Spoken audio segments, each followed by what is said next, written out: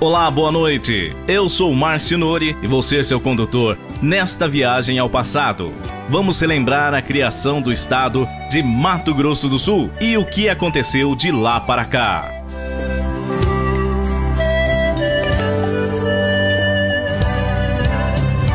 Seja bem-vindo. Vai começar o documentário 40 anos de Mato Grosso do Sul, de lá para cá. Os fatos anteriores à criação do estado. Quem nos conta quais os fatos que antecederam a criação do estado de Mato Grosso do Sul é a historiadora Rita de Cássia. Com a redivisão territorial do Brasil, na metade do século XIX, o sul de Mato Grosso era uma unidade autônoma, né? Então ela tinha prioridades para essa já divisão. Wangarni, em 1849, ele propôs para ser departamento de Camapuã. Foi a primeira tentativa de criação do estado. Depois, em 1880, cria-se a província de Amambai, Miranda como capital. Em 1930, surge o território do Rio Pardo. Mas isso tudo no papel, tá? Sem nenhum tipo de revolta ou nada, apenas uma tentativa de criação. A primeira tentativa de criar realmente um estado e que criou-se, ela vem logo depois. Mas em 1892, tentam-se de novo essa criação. 4 anos depois, em 1896, nova tentativa sob as ideias do Barros Cassal, criando o partido, nesse caso o Partido Autonomista.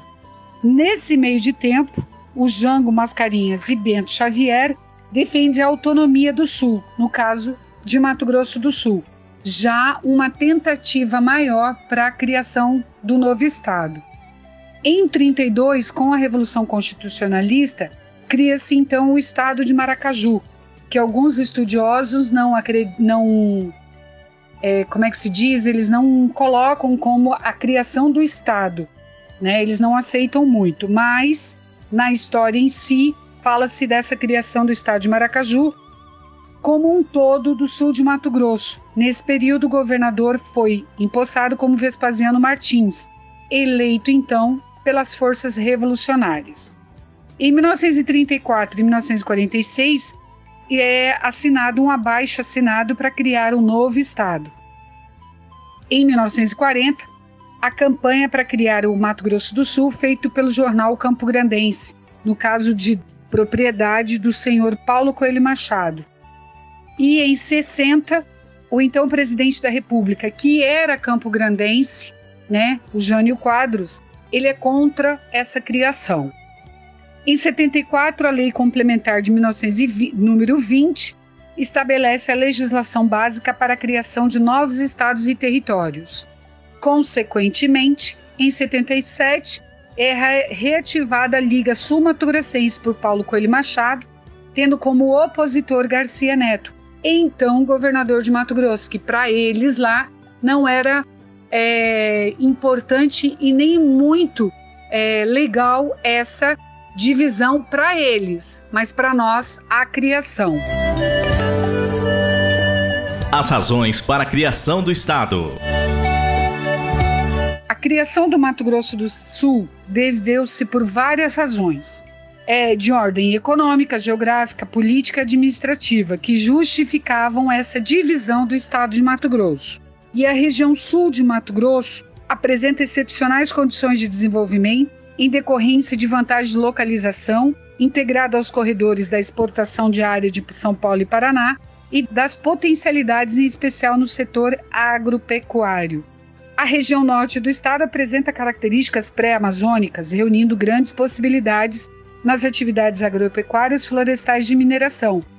E, nesse caso, o Mato Grosso do Sul visava a questão de agronegócio, que hoje está tão em alta.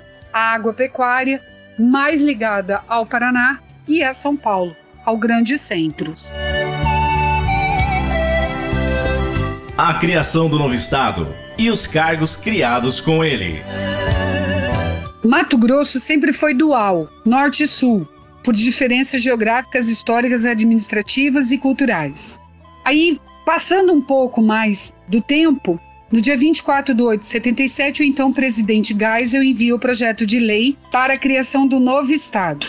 Em 11 de outubro de 77, com a Lei Complementar, número 31, cria-se o Estado de Mato Grosso do Sul com capital em Campo Grande. Em 78, 77 isso. Em 78, eleições para senadores e composição do Tribunal de Justiça, e o patrimônio da administração direta do Estado de Mato Grosso existente passa a ser do território de Mato Grosso do Sul, que ficaria transferido. Isso já dia 1º de janeiro de 1979.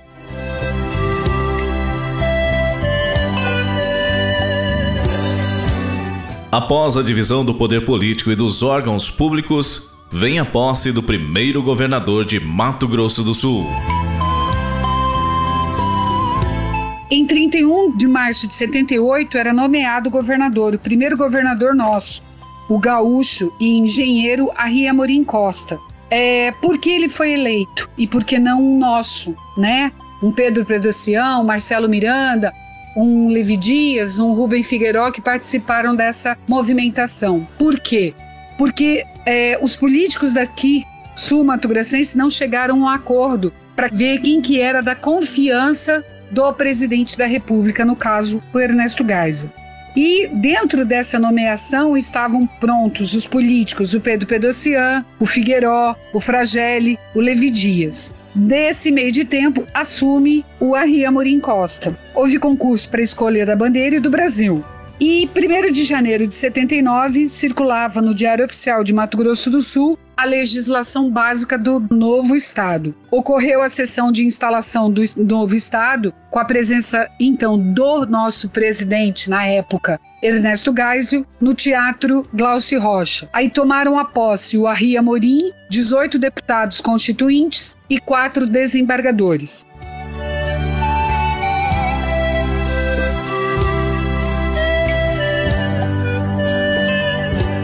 Depois de Arri Amorim, vieram outros governadores até o dia de hoje.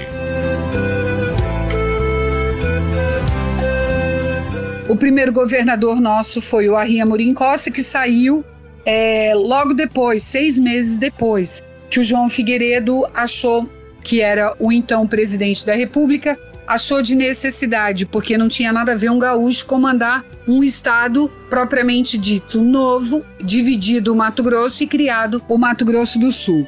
E com a saída dele, interinamente assume o Londres Machado até o dia 28 de junho. No dia 30 de junho, Marcelo Miranda é empossado como governador do estado, e aí vem pulando. Em 80, Pedro Pedrocian, aí logo depois, 4 anos depois, o Wilson Barbosa Martins, aí depois Marcelo Miranda de novo, Pedro Pedrocian, Wilson Barbosa Martins. Aí o que veio quebrar essa rotina de governos foi o Zeca do PT. E logo depois, eleito 2 vezes, depois veio o André, eleito 2 vezes, e agora o nosso governador, o Reinaldo Azambuja. Então essa é a história, basicamente assim, contando por alto, da nossa criação do estado e por que Mato Grosso do Sul. Temos outra convidada especial nesta viagem. É a doutora em História, Alisolete dos Santos Weingartner.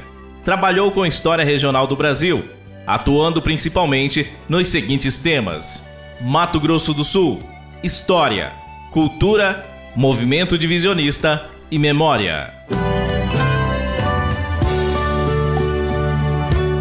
Para começar, a doutora Alisolete nos fala sobre os Planos de Desenvolvimento Federal, PND, e a criação de infraestrutura no Estado, como o governo incentivou a colonização do novo Estado. Essa criação não saiu assim da cabecinha dele, não. E aí entra nesse plano de desenvolvimento, quando se prevê a criação do estado de Mato Grosso do Sul e o estado de Tocantins, os vários programas de desenvolvimento. Entre eles, o Polo Centro-Oeste, então para desenvolver o Goiás e desenvolver Tocantins, para desenvolver Mato Grosso, para desenvolver Mato Grosso do Sul. Esses planos são vários. Esses planos visavam criar infraestrutura nos seus mais variados sentidos, infraestrutura econômica, social e política. Econômica, social, incentivar o desenvolvimento da agricultura mecanizada. O estado de Mato Grosso do Sul, pela sua configuração plana, facilitaria muito essa agricultura mecanizada. E também os empregos, incentiva os militares, altera alguns artigos daquela antiga lei de 1930 de Getúlio Vargas de criação de colônias, né? Ele altera alguns artigos, atualiza para o momento que a gente estava vivendo ali e para que companhias colonizadoras se estabelecessem aqui. Então nós temos, por exemplo, São Gabriel do Oeste, Chapadão do Sul. Você vai estudar a história desses municípios, eles falam aqui, o Mafissone, o outro não sei o que, tiveram a visão sim, mas houve incentivo. Os primeiros grandes exploradores econômicos, eles tinham incentivo do governo. Só iria pagar o incentivo 3 anos depois, quando tivesse já a colheita. No mesmo critério lá atrás que Getúlio Vargas havia estabelecido. Isso foi feito aqui, onde hoje é Mato Grosso do Sul, também foi oportunizada a Mato Grosso, a Tocantins e a Goiás.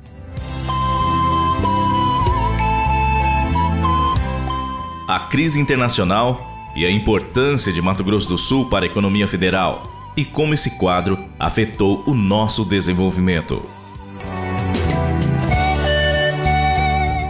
Agora, nós temos que ter sair só do aspecto local, a questão internacional e a questão do Brasil no contexto internacional. Até então, né, até 1977, vamos botar essa data, o Brasil sempre foi assim, tomador de empréstimos. O dinheiro era fácil, mas acontece que o mercado internacional entrou em crise. Então os empréstimos começaram a diminuir. Mas mesmo assim, Geisel criou Mato Grosso do Sul e postergou a criação de Tocantins, considerando a questão estratégica da geopolítica, que é o que o Paulinho Simó fala, da geopolítica do Estado no contexto da América Latina. Ele cria Mato Grosso do Sul, agora reserva sim um valor X, tipo um orçamento, né, para os 2 estados. Entretanto, nós vamos ter problemas na liberação de recursos, porque a nossa bancada ainda era menor do que a bancada lá do Mato Grosso Velho. Ou seja, nem sempre os recursos eram liberados conforme a solicitação. E aí as obras foram ficando estacionadas. Esse foi um dos aspectos desse começo de implantação do Estado. Nesse ínterim, 79 é instalado o Estado, mas o país já estava vivendo uma profunda crise econômica, que se arrastou até 1983, quando João Figueiredo negocia com o FMI, dá em penhor ao FMI toda a nossa arrecadação líquida, e o governo federal ficava impossibilitado de investir nas diversas áreas. E o governo, mesmo o governo estadual, aqui já instituído, desenvolvendo, nós tivemos o problema da liberação. Ou seja, se este era contrário ao partido ou ao grupo político daquele, já dificultava a liberação da verba para o incentivo do desenvolvimento econômico do Estado. Mas mesmo assim, a gente teve alguns percalços, porque com essa assinatura desse acordo com o FMI, o Brasil passa, em vez de ser tomador de empréstimo, ele passa a ser o repassador de capital líquido. Então, os investimentos em todas as áreas, principalmente educação, saúde e segurança, foram sendo postergados. esse afluxo de imigrantes.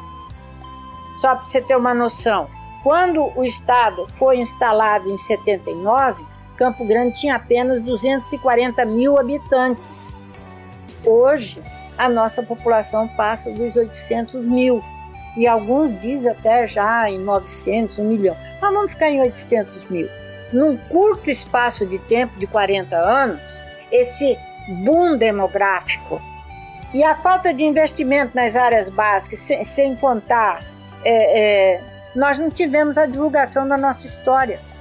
Ou tentando trazer informações sobre os documentos que ficaram lá em Cuiabá, no Arquivo Público de Cuiabá e nas secretarias. Com muito custo, alguns vieram que estão ali no Arquivo Público do Estado. Tem muito mais. E o incentivo para o pesquisador.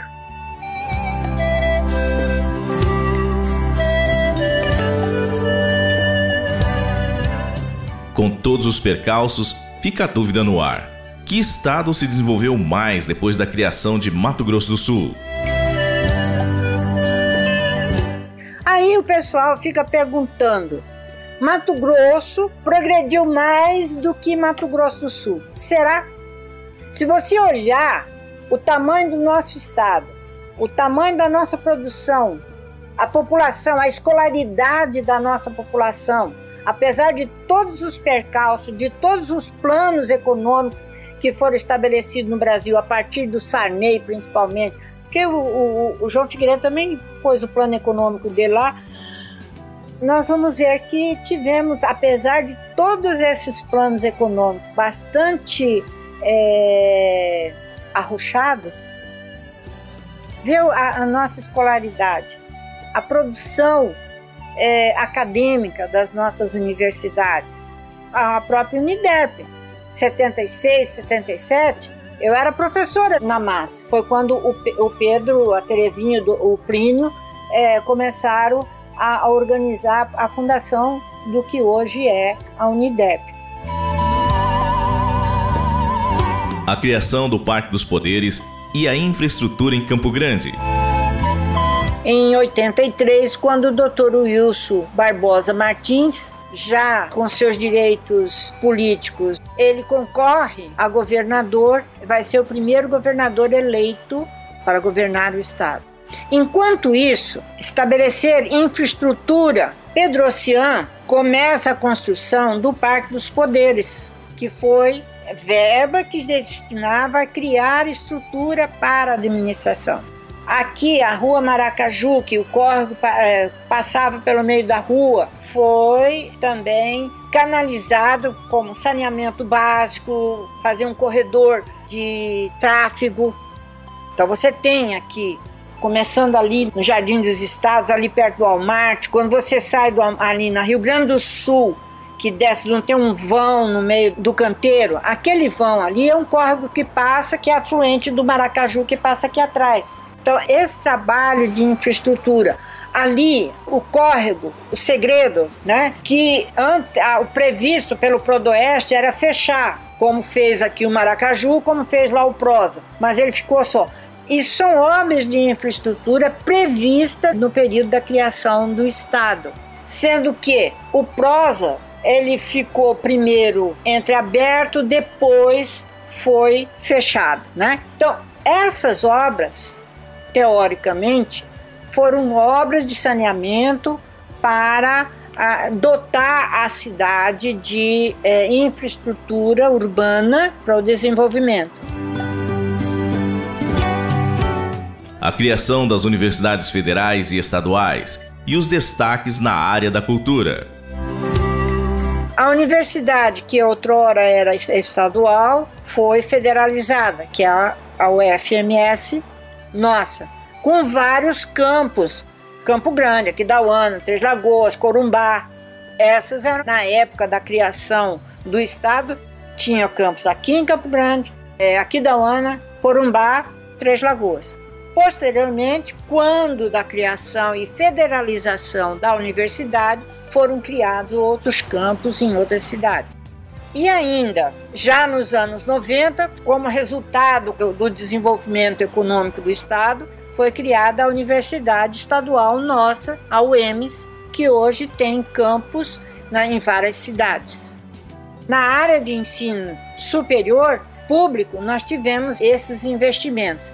Vieram atender todas as expectativas, ficou meio longe das expectativas, mas de alguma forma veio. E ainda, como um trabalho muito bonito, muito determinado dos professores de Dourados, que era um campus da Federal, era estadual, depois federal, que lutaram para criar a FGD, né, que é a Universidade Federal da Grande Dourados. Isso no campo do ensino público superior. Fora as escolas estaduais que se ampliaram e nos municípios também. A obrigatoriedade, quando a criação do município, ele estabelecer, criar X números de escolas para atender essa expectativa. Sem contar com as escolas técnicas. E nós temos que ter claro na nossa mente que 85, quando o Sarney assume, ele coloca o plano. Qual o plano que ele coloca? O cruzado. Depois vem o novo cruzado. Depois vem o plano Collor. Então, de 83 até 2005, nós ficamos muito presos a esses planos econômicos que dificultavam os investimentos em todas as áreas do desenvolvimento. Mas mesmo assim, ainda depois da criação do Estado, na área da cultura, a professora Glorinha foi a primeira diretora da Fundação de Cultura do Estado, a Idara Duncan foi também secretária de Cultura, mas a professora Glorinha, ela buscou alguns projetos do qual eu fiz parte, de trazer documentos, né, entrevistar pessoas para a gente criar um banco de memória na área da cultura. E além disso, ela promoveu também os festivais de canção, aonde lá nos anos 70, final dos anos 70, destaca os irmãos Espíndolas.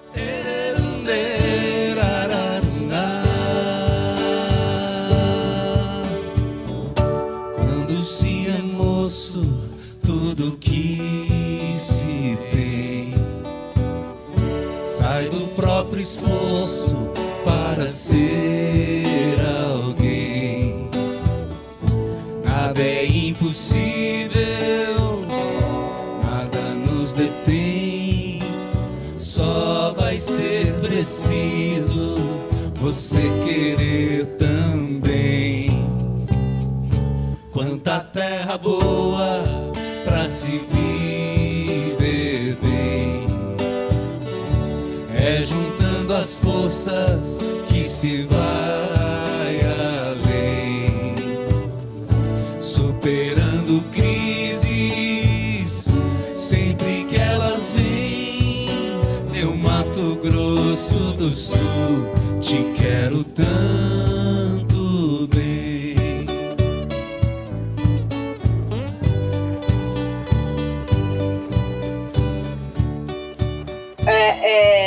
O Almir Sater, o Paulinho Simões. Ando devagar porque já tive pressa e levo este sorriso porque já chorei demais. Hoje me sinto mais forte, mais feliz, quem sabe. Só levo a certeza de que muito pouco eu sei. Sei conhecer as manhas e as manhãs, o sabor das massas e das maçãs. É preciso amor para poder pulsar, é preciso paz para poder sorrir, é preciso a chuva para florir. Que cumprir a vida seja simplesmente compreender a marcha, ir tocando em frente. Esses os mais conhecidos e outros tantos. E ainda, desses que vão se destacar, lá nos anos 70, entre os irmãos Espíndola, nós temos o Humberto Espíndola, que a característica da obra dele era a bovinocultura. Inclusive foi laureado com prêmios e também com exposições. Tem quadros dele expostos em museus americanos. O trabalho da professora Glorinha foi uma forma de valorizar a nossa cultura sul-mato-grossense. Hoje, quando o dedilha o Trem do Pantanal,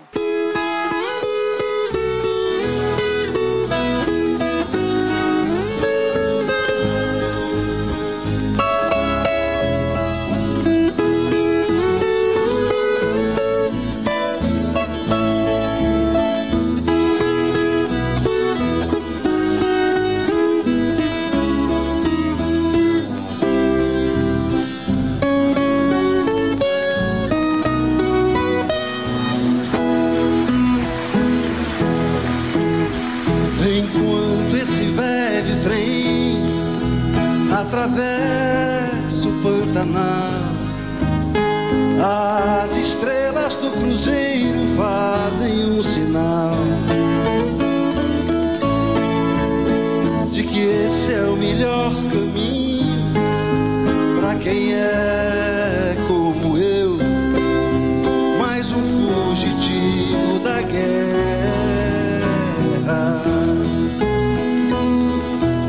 Quando dedilha Sonhos Guaranis,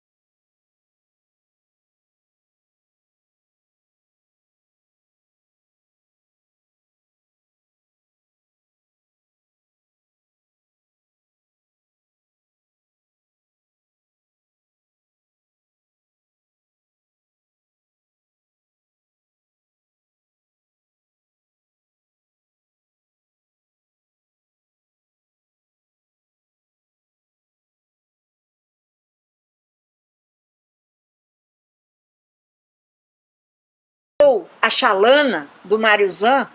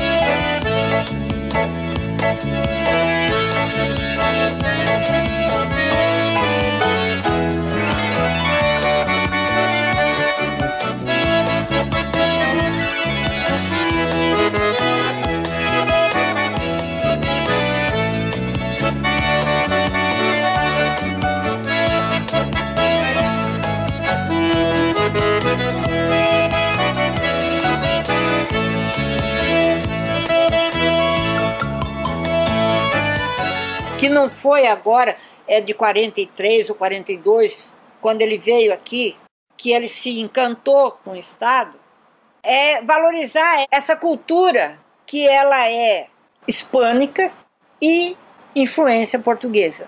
A polca paraguaia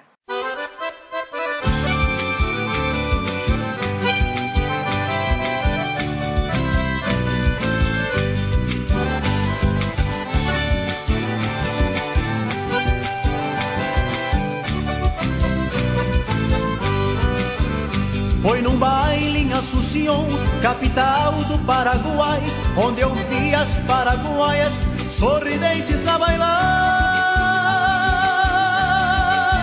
Sobre o som de suas guitarras, 4 guapos a cantar.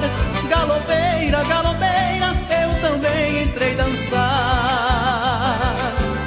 Foi num baile em Assunção, paraguaias sorridentes a bailar. Sobre o som de suas guitarras, 4 guapos a cantar. Galopeira, galopeira, eu também entrei dançar. Na alimentação, nós temos a sopa paraguaia. E isso é uma coisa cultural que vem desde o período colonial. E que isso gradativamente vai sendo divulgado.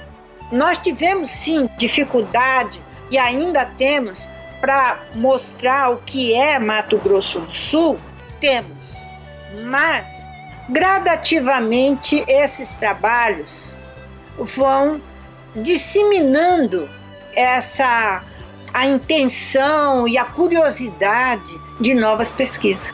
Esse é o nosso Mato Grosso do Sul. Para finalizar a nossa viagem, a doutora Lisolete vai fazer um pequeno resumo dos 40 anos de Mato Grosso do Sul. De lá, o dia da criação, para cá, até os dias de hoje. 40 anos, se formos falar no tempo, é pouco tempo. O que passou foi momentos de desbravamento e, ao mesmo tempo, esse desbravar, porque o Estado não só acolheu dezenas, milhares de imigrantes que vieram de vários estados brasileiros. E o que eu desejo que esses sul-matogrossenses, por adoção ou de nascimento, que busquem divulgar as nossas raízes, que é a multiculturalidade. Eu sofro influência paraguaia, mas sofro influência portuguesa, sofro influência de várias culturas que vão se miscigenando aqui. Mato Grosso do Sul, nesses 40 anos, é um mosaico, que cada um que chega, ele traz na sua bagagem a sua memória, o seu jeito de ser, a sua cultura. Quando ele chega aqui, ele encontra outros. É nesse contato que a gente constrói essa base que nós temos. E isso não é linear e não está pronto. Passaram-se 40 anos da assinatura da lei complementar, mas a construção do Estado está em andamento. Assim encerramos esse pequeno documentário, agradecendo as participações da doutora em História, Lisolete dos Santos Weingartner, e da historiadora Rita de Cássia. Este trabalho é o esforço conjunto do grupo formado pelos acadêmicos da Uniderp do 5º semestre de jornalismo de 2017. Larissa Maier, Patrícia do Carmo, Paulo César e Márcio Nori. Sob a supervisão de Cleiton Salles para a matéria de Rádio Jornalismo.